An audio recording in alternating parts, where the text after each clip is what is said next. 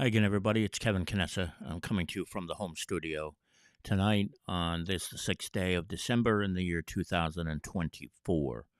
As if this day has not been bad enough, I received a text message from Lyndhurst Fire Chief Paul Haggerty, who is also a Lyndhurst police lieutenant, who informed me that there was a fire, as I think some of you may have heard already, on Thursday morning in the township of Lyndhurst, and unfortunately, the person who had to be rescued out of that fire succumbed to the fire today.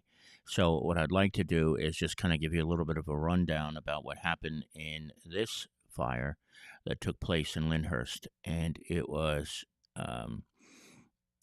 on Thursday. The victim died today at just a little bit after noon. But the fire took place on Thursday, December 5th at 5:31 in the morning, and they were dispatched to the fire. And when Chief Haggerty got there, he immediately saw that there was heavy smoke showing from the second floor, along with the basement, and there was flames and smoke coming from the B side, which would be the right hand side if you're facing the front of the building, which you can see here on this photograph. And believe it or not, 3 occupants were able to get out, including one who actually jumped from a second floor window to get out. The fourth person, who they could not find right away, the reason they couldn't find this gentleman was because the smoke was so deep and the temperatures inside the building were so high that it was hard for the firefighters to get around and make an interior search. But eventually, they did find the fourth victim, who was unaccounted for, just outside of his bedroom. And when they found him, he was unresponsive and lifeless. Haggerty tells me that they performed CPR immediately and transported the victim by ambulance to a local area hospital.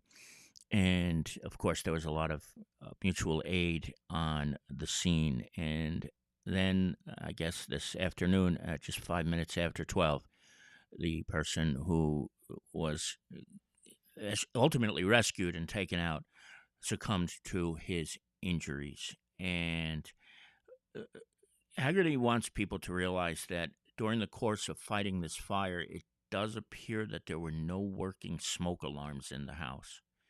And so, unfortunately, you can't really explain how hard it is when a fire breaks out and how quick it is.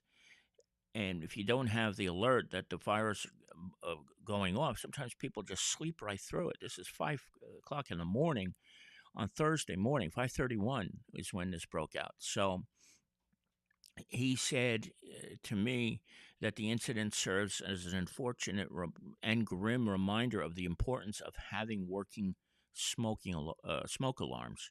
They almost lost 3 other people in this fire, and they were fortunate that there was only one. And there's absolutely no case under which losing anybody is an acceptable thing, but it's just horrible. But when you consider that there were no working smoke alarms in the house.